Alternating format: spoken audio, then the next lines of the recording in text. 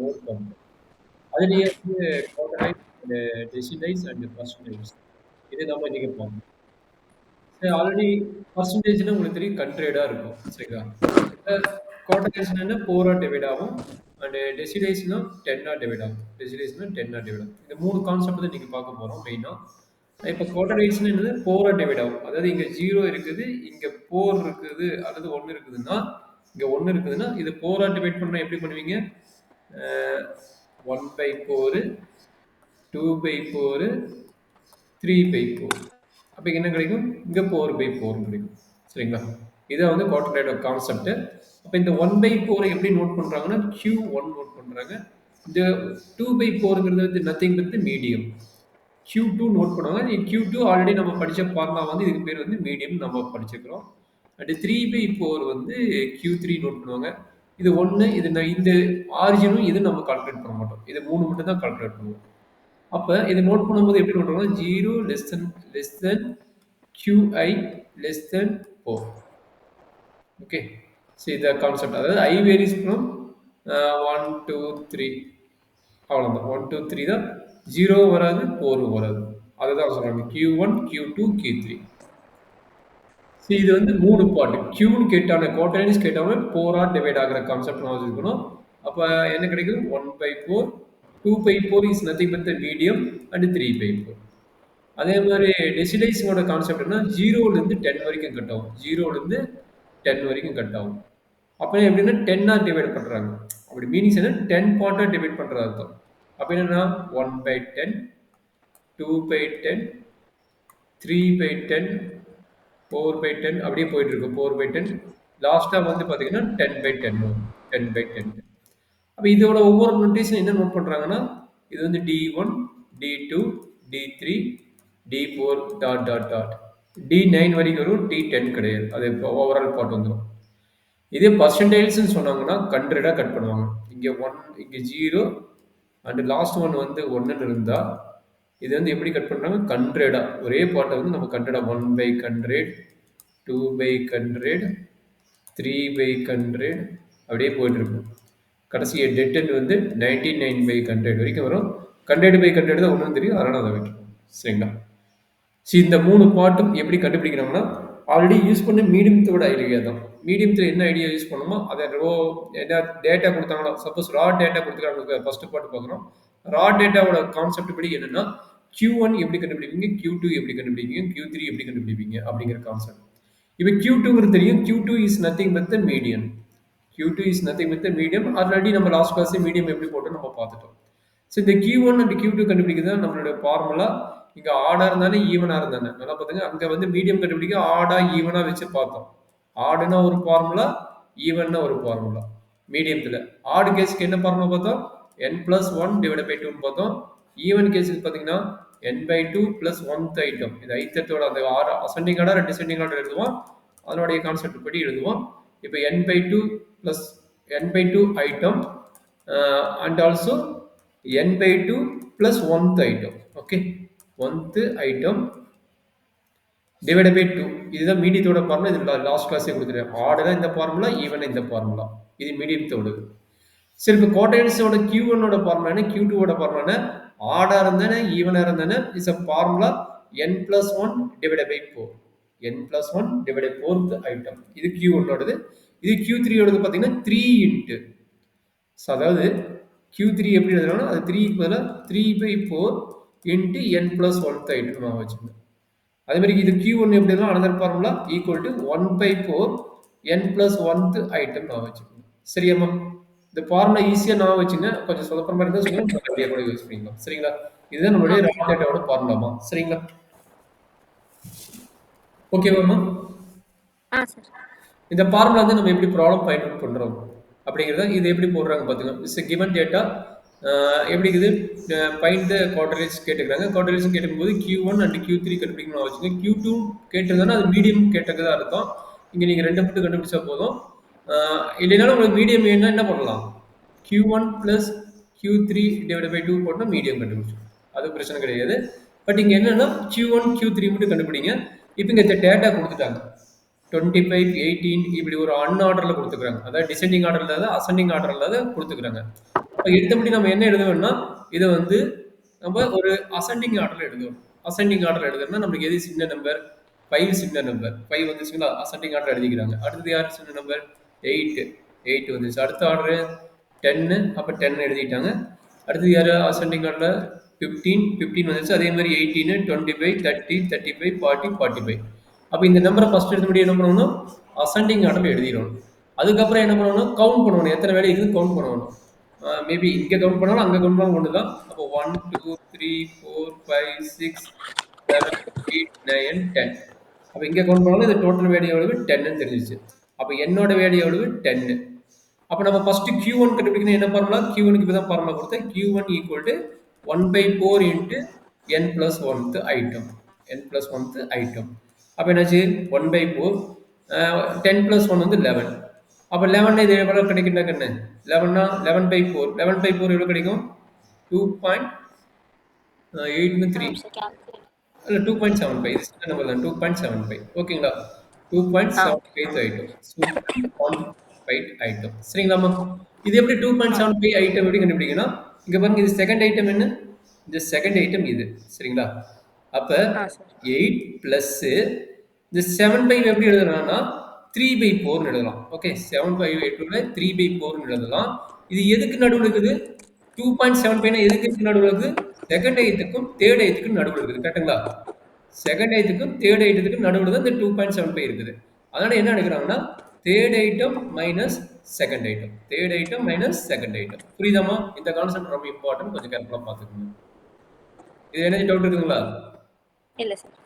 அதாவது 2.75 பார்க்குறீங்க இங்கே செகண்ட் ஐட்டம் என்ன 8 அந்த 8 என்ட்ரி பண்ணுறீங்க 7/5ங்கிறது எப்படி எழுதலாம் 3/4 தான் 7/5 ஓகேங்களா 7/4ங்கிறது 75ங்கிறது என்னது 3/4 இன்ட்டு இது எதுக்கு நடுவில் இருக்குங்கிறாங்க 2க்கும் 3க்கும் நடுவில் இருக்கிறதுனால இந்த செகண்ட் ஐட்டக்கும் தேர்ட் ஐட்டோட டிஃபரன்ஸ் எழுதுவாங்க second item minus third item okay second item எவ்வளவு 10 தேர்ட் ஐட்டம் 10 செகண்ட் ஐட்டம் 8 அப்போ என்னாச்சு 10 மைனஸ் 8 எவ்வளவு 2 கரெக்டுங்களா அப்போ என்னாச்சு 8 பிளஸ் 3/4 இன்ட்டு 2 அப்போ இது கட் பண்ண எவ்வளோ கிடைக்கும் 2 கிடைக்கும் 3/2 3/2னா 9.5 அதான் வந்து Q1ஓட ரிசல்ட் ஓகேங்களா 9.5 இஸ் Q1ஓட ரிசல்ட் அண்டர்ஸ்டாண்ட் பண்ண முடியுங்களா ஆ சார்.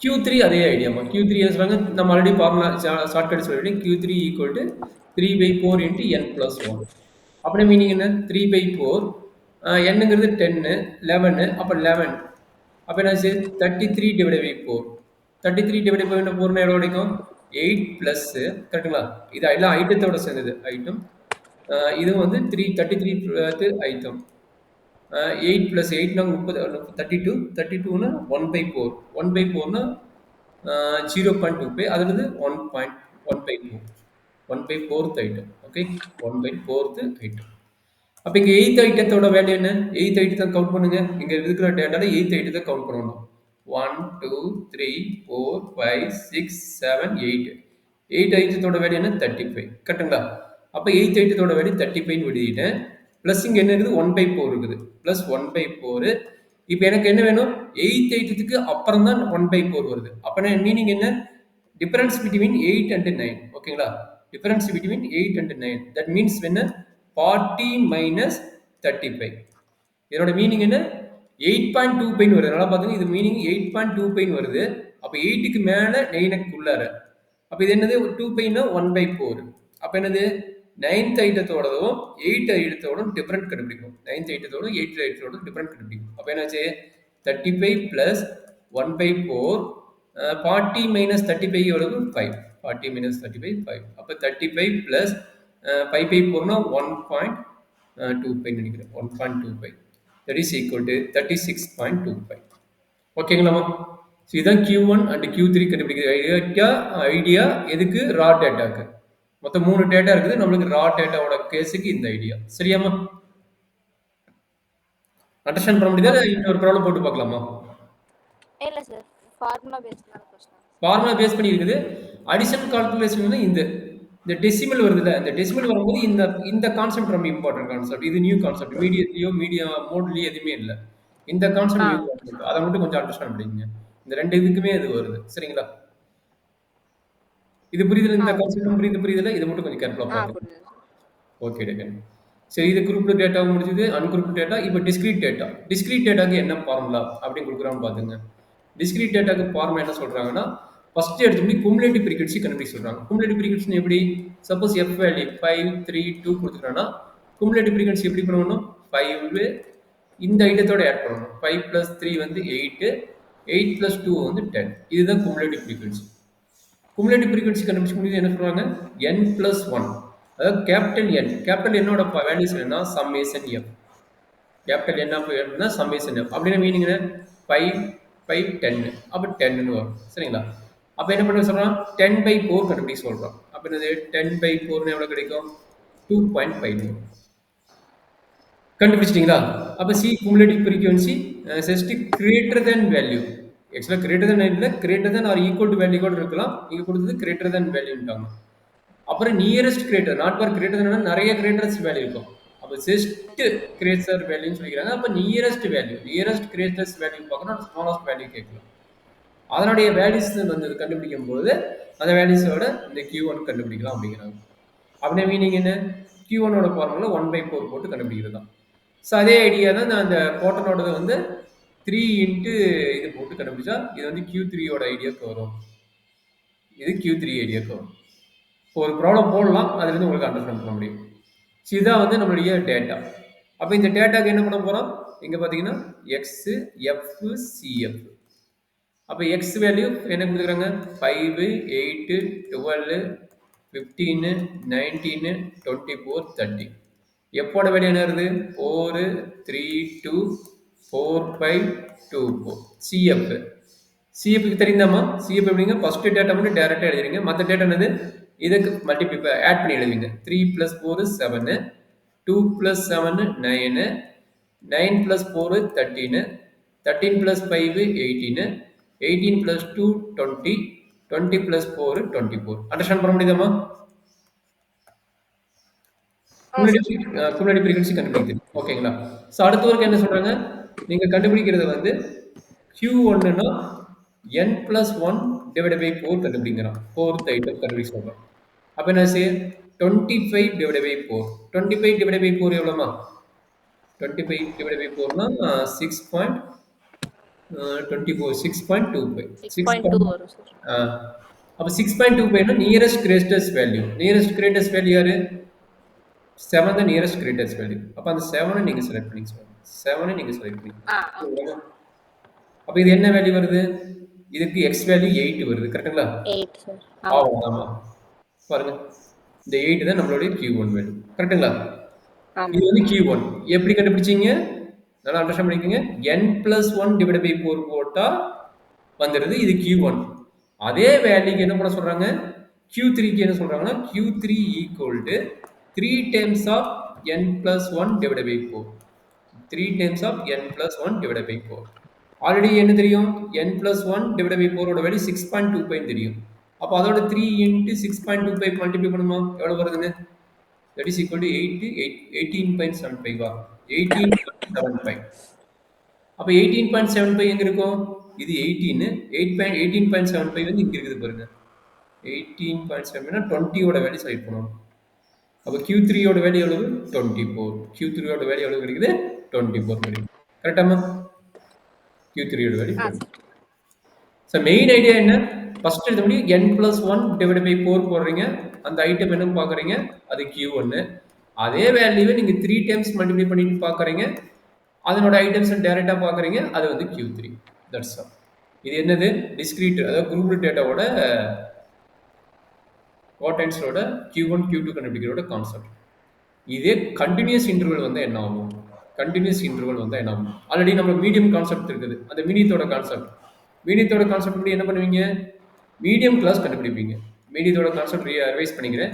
மீடியம் கிளாஸ் கண்டுபிடிப்பீங்க. மீடியம் கிளாஸ் எப்படி கண்டுபிடிப்பீங்க? n/2 ஐட்டம் பார்ப்பீங்க. அதை பார்த்துட்டு என்ன பண்ணீங்க? மீடியம் கிளாஸ் கண்டுபிடிச்ச முன்னாடி மீடியம் கண்டுபிடிப்பீங்க. அந்த ஐட்டத்தை நீங்கள் நியரஸ்ட் கிரேட்டஸ்ட் வேல்யூ கண்டுபிடிச்ச முன்னாடி L + n/2 - f -cf, இங்கே -cf / f × h. இதுதான் மீடியத்தோட ஃபார்முலா. அதே ஐடியா தான் இப்போ என்ன பண்ணுறாங்க? இது வந்து Q1ஓட கிளாஸ். இதை கண்டுபிடிச்சிங்கன்னா இது Q1ஓட கிளாஸ். இதை கண்டுபிடிச்சிங்கன்னா Q3ஓட கிளாஸ். ஓகே, கண்டினியூஸ் இன்டர்வல்னா மீடியம் கிளாஸ் என்னது n பை டூ. நல்லா பாத்துங்க, மீடியம் கிளாஸ்னா n பை டூ. இதே Q1 ஓட கிளாஸ்னா n பை ஃபோர், Q3 ஓட கிளாஸ்னா n by four. 3 into n by four, 3 into n by four. வெறும் n பை ஃபோர்னா Q1, 3 இன்ட்டு n பை ஃபோர்னா Q3. That's all. அப்போ அந்த ஐட்டத்தை கண்டுபிடிச்சிட்டு என்ன பண்றீங்க? ஃபார்முலாவில் ஜஸ்ட் அப்ளை பண்றீங்க. Q1னா இந்த ஃபார்முலா, அதுக்கு லோயர் லிமிட் வேறையா இருக்கும், அதுக்கு medium class, that means CF ஓட வேல்யூ வேறையா இருக்கும், இதனோட CF வேல்யூ வேறையா இருக்கும், இதனுடைய F ஓட வேல்யூ வேறையா இருக்கும், இதனோட F வேல்யூ வேறையா இருக்கும். அதனால தான் நோட்டேஷன் அவங்க மாத்திக்கிறாங்க. இன்ட்டு C1 மேக்ஸிமம் காமன், இது வந்து காமனாக தான் இருக்கும். இதுக்கு என்ன வருது, இதே லென்த் தான் இதுக்கு வரும், இது மாறாது. பட் மாற்றி போட்டுருக்காங்க, நம்ம கிளாஸ் இன்டரோட லென்த் இது, அது மாறாது. That is a very important point. சரிங்களாம்மா? ஆல்ரெடி மீடியத்தோட பாயிண்ட் தான் இங்க நடக்குது, வேற எதுவும் நடக்கல. கண்டினியூஸ் டேட்டாக்கு என்ன நடக்குது, மீடியத்துல என்ன நடக்குதோ அதே தான் நடக்குது. மீடியத்துல பாத்தீங்கன்னா n பை டூ போட்டிருப்பீங்க, இங்க n பை ஃபோரும் 3n பை ஃபோரும் போட்டுட்டு மற்றபடி நீங்க என்ன ப்ராசஸ் பண்றீங்களோ அதே தான் இங்க நடக்குது. சரியாம்மா? ஓகே ஓகே, நம்ம ப்ராப்ளம் பார்க்கலாமா? சார். இது எப்படி போடுறாங்க கண்டினியூஸ் வேரியபிள்ல? இதான் கொஸ்டின், பாயிண்ட் த குவாட்ரண்ட்ஸ் கேட்டுட்டாங்க. அப்போ இதுக்கு எடுத்தபடி என்ன பண்ணணும்? குமுலேட்டிவ் ஃப்ரீக்வன்சி கண்டுபிடிக்கும். குமுலேட்டிவ் ஃப்ரீக்வன்சி எவ்வளோ வரும்? ஜஸ்ட் ஆட் பண்ணி சொல்லுங்க. 11 சொல்லுமா, 19 அப்படி ஆட் பண்ணுங்க. 24 44 44 52 72 ஆமா, அப்படி ஆட் பண்றாங்கன்னு சார். 135 ம் 157 ம் 163 இல்லை ஓ 174 ஆமாம். ஓகேம்மா ஓகே. இது 184, இது 194. கரெக்டாமா? 194. சார். குமுலேட்டிவ் ஃப்ரீக்வன்சி கண்டுபிடிச்சு என்ன பண்ண சொல்றாங்க?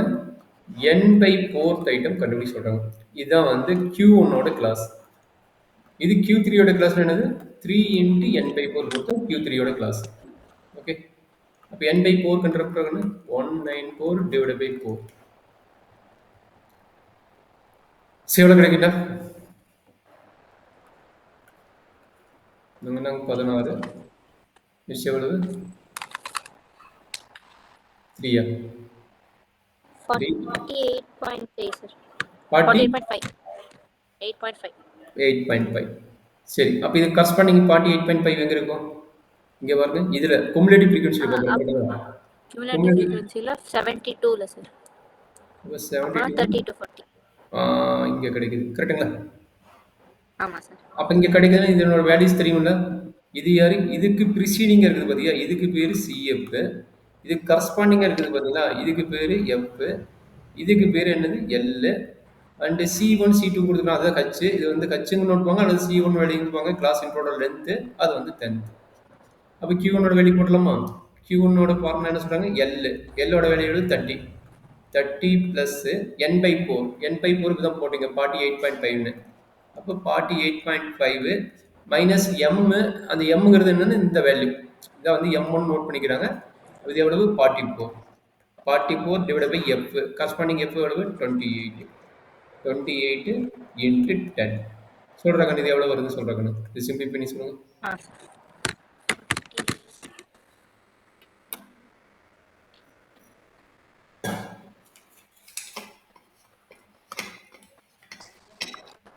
31.607 சார். 31 எல்லாமே ஃபுல்லாக கம்ப்ளீட் பண்ணிட்டீங்க அப்படிதாம்மா? ஆமாம் சார். ஓகே, 31.607 கரெக்டாமா? ஆமாம் சார். அதே மாதிரி Q3 போட்டலாமா? Q3னா இதோட 4 மல்டிப்ளை பண்ணணும். இதோட 4 3, இதோட என்ன பண்ணுங்க? 3 மல்டிப்ளை பண்றீங்க. அப்போ சொல்லுங்க, 3 இன்ட்டு 48.5 into 3. 145.5 சார். அப்போ அது கரஸ்பாண்டிங் வேல்யூ செலக்ட் பண்ணணும். 145. 57 157 சார். 157. So 60 to 70. அவ்வளோதாங்க. Q3 equal to 60 ப்ளஸ் 60 பார்த்தோமா? 145.5 minus 20. 135. இதான் வந்து இந்த value 135 before. Divided by 22 into 10. அவ்வளோதான். இதனோட கால்குலேஷன் சொல்லுங்க. 145.5 minus 135 divided by 22 into 10 plus 60. 64.772, sir. 773. So அவ்வளோதான் கண்ணு. இப்போ இதை கேட்டாங்கன்னா இந்த கால்குலேஷன். இதுலேயும் மீடியம் கேட்கலாம். மீடியம் கேட்டால் உங்களுக்கு போட தெரியும். என்னது மீடியம்னா n/2 போடுவீங்க. n/2 தான் மீடியத்தோட கிளாஸு. n/2 என்னது 194 டிவைட் பை 2. அப்போ எவ்வளோ கிடைக்கும்? 194 எவ்வளோ கிடைக்கும்? இது 9 9.97. 97 ஓகே. 97 எங்கே இருக்கும்? 102 102, sir. அவ்வளோதாம்மா. 40. இது போட்டிங்கன்னா இதுதான் மீடியம்னா என்னது? இது Q2. 40 plus 30 minus 28, sir. Okay. 40 இதுக்கு இது ப்ரீவியஸ் இருக்குது 72, இது வந்து 30 கரெக்டுங்களா? அப்போ 40 மைனஸ் 97 டிவைடட் மைனஸ் எவ்வளவு? 97 மைனஸ் 72வா? 72 divided by 30. 2f. Sir, 30 2f. 2f தானே சார் மீடியனுக்கு? அது மோடுடா. மீடியத்துக்கு அதே ஃபார்முலா தான். மீடியத்துக்கு என்ன formula? L plus n/2 minus CF cumulative CF divided by F into H. இதான் வந்து நார்மல் ஃபார்முலா. Okay okay. அப்போ எப்பங்கிறது இங்கே நடுவில் வருது. இந்த CF வந்து ப்ரிசீடிங் வேல்யூ. இதுக்கு ப்ரிசீடிங் வேல்யூ ஓகே. இன்ட்டு 10. அப்போ எவ்வளோ வருது சொல்கிறாங்க மீடியத்தோடது? அது Q2 நோட் பண்ணுவோம். Q2ஓட வேல்யூ. சிம்பிளிஃபை பண்ணி இந்த இங்கே கால்குலேஷன் போடுங்க. இந்த பார்ட்டோட கால்குலேஷன்.